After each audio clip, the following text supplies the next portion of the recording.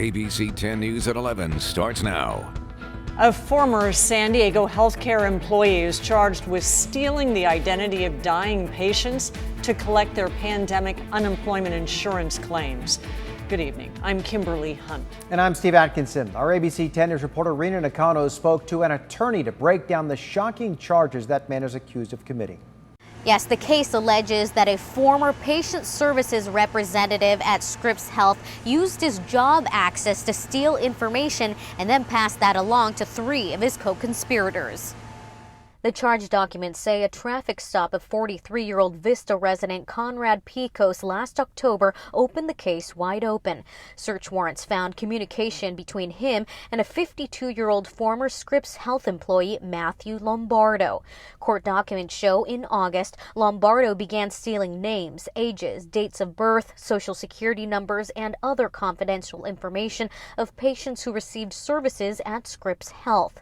Investigators say the two exchanged text messages searching for COVID-19 related benefit targets. Some of those messages reading, quote, "We want old people? I mean someone 55 or younger who is on their way out, maybe a couple days left or something."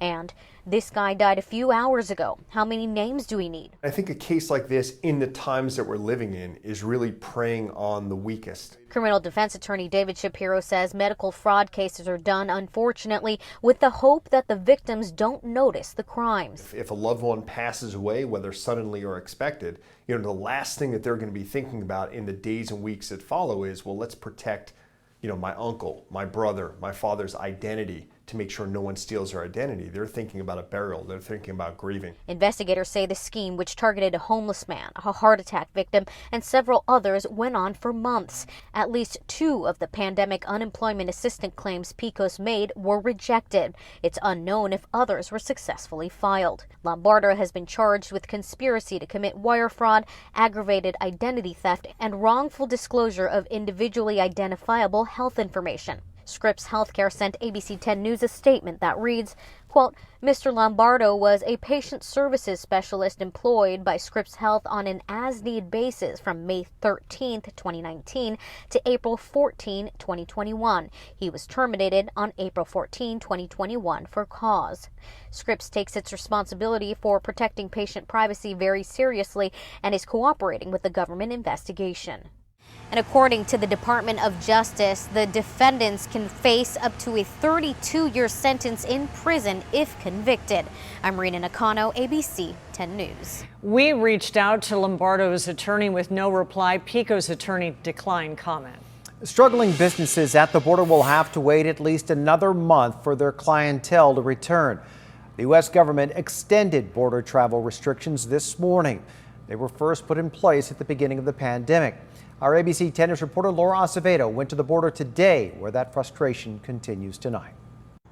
Thousands are still able to cross the border every single day, but only for essential reasons. People are not allowed in to do things like shop at border businesses. Citing growing concerns over the Delta variant, the Department of Homeland Security extended border restrictions until August. Which is really unfortunate. I think that we, all of us in the region and people who work on both sides of the border, we're hoping for a different outcome. While local groups say they understand the concern over the Delta variant, they argue that local vaccine rates are high. When you look at the vaccination rates between San Diego and Baja, actually, they have really good vaccination rates compared to us. According to San Diego County's vaccine dashboard, 69.2% of county residents are fully vaccinated, while in Baja, officials say 72.6% have both shots. Secretary of Health for Baja has stated they're at 70% and have herd immunity. U.S. citizens, permanent residents, and those traveling for things like school or medical appointments can still come and go across.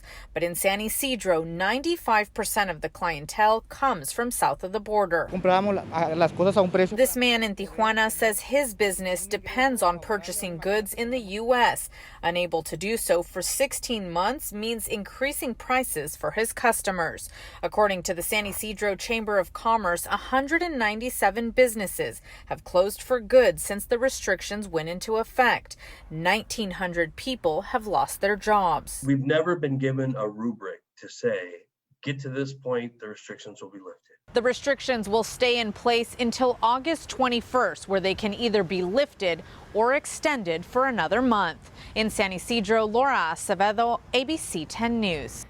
San Diego State has lost a member of its community. The university's director of facilities planning, Laura Shin, died after she was hit by a car while bicycling. It happened in Balboa Park around 7:30 yesterday morning. 10 News spoke to her about one of her projects for SDSU back in 2019. Shin was described by State as a talented architect with a commitment to sustainability in all of her projects. She was 57 years old. Now to some breaking news. A person has been found dead inside a car. This is in Bay Terraces, apparently shot to death.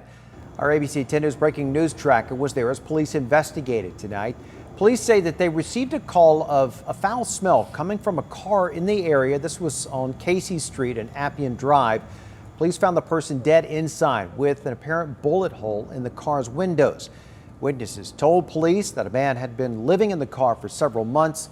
Anyone with information is asked to call Crime Stoppers.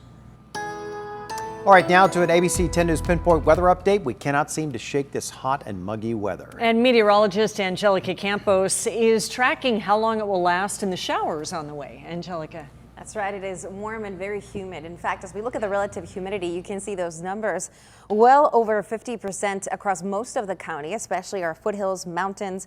About 40% Julian, 51 in Mount Laguna. So we're seeing some differences out there, but certainly it is humid. There's a big broad area of high pressure pumping in moisture in place and is going to continue. Most of the thunderstorms have stayed outside of the county today, but the chances are going to be much greater for tomorrow. You can see that flow pattern is going to make some of those systems or some of those showers or thunderstorms that do develop potentially travel north and west. It could begin tomorrow as early as 11 o'clock in the morning, with the potential continuing into the evening. In our 7-day forecast, I'll show you what to expect into the weekend. Rideshare drivers took to the streets today not for a fare, but to strike against what they call unfair practices from rideshare companies. Rideshare Drivers United organized strikes in several cities across the country today, including San Diego. The group says rideshare companies have reduced mileage rates and lowered commissions. In California, they also accuse companies of breaking the promises of Prop 22. Prop 22 allows rideshare companies to avoid classifying drivers as employees. They are charging more the customers, and they are giving little to the drivers, even much less what they used to give before. Lyft claims that because of Prop 22, drivers can receive up to $4,800 in health care payments per year. And Uber claims those earnings are up in LA and San Francisco since the passing of Prop 22. Carlsbad parents are speaking out against mask mandates. More than 100 people gathered outside of the Carlsbad Unified School District meeting tonight. They're calling on the school board, that is, to do away with requiring masks for students. We have heard just the most heartbreaking things from kids. They'll say they feel like they can't breathe, they can't hear their teachers, they can't understand. They say they just feel sad and they don't even know why. And we know, it's because they're not seeing each other's smiles anymore. A smile is so important. It's the way that we communicate, it's the way we connect with each other. And during that meeting, nearly 30 speakers participated in public comment, including children. The board had to tell the crowd to control themselves several times because they were being disruptive and threatened to stop the meeting to call the authorities if it continued. It was a big day in the South Bay. Thousands of students went back to school in person for the first time in more than a year. Backpacks were on and so were the masks. Students at the elementary schools had minimum day today. The children told us they were excited to be back in school instead of virtual learning. I like being in person. And why? Because I get to play with my friends at the playground. Sweetwater tells us about 300 students chose to stay home today. They'll do class online. In the elementary district, there were 272 students officially enrolled in the virtual academy. More applications are under review. I love the girl's hat. First grade rock. The San Diego Convention Center is getting ready for its first big event in more than a year. Today, officials unveiled details for the first convention since restrictions were lifted. August 1st, a 5-day business convention opens for professionals working in light-based technologies. Economists say our area lost out more than $2 billion in activity because of canceled conventions. The building instead housed a homeless shelter, then served as a shelter for minors who came across the border for asylum without parents. There are 30 conventions scheduled through the end of the year, including a special November version of Comic-Con. President Joe Biden took part in a CNN town hall tonight in the battleground state of Ohio, 6 months into his presidency. The president seemed to downplay the current surge of COVID cases in the U.S., saying the current pandemic is among the unvaccinated. He also said he expects full FDA vaccine approval soon. Sometime, maybe in the beginning of the school year, at the end of August, beginning of September, October, you'll get a final approval saying the FDA said, no, this is it. It's good. The president told the crowd his administration will appeal a federal judge's ruling last week that says the DACA program is illegal. Biden also said he expects his bipartisan infrastructure plan to move forward on Monday, and that's despite today's Senate vote failing to clear the 60-vote threshold needed to proceed.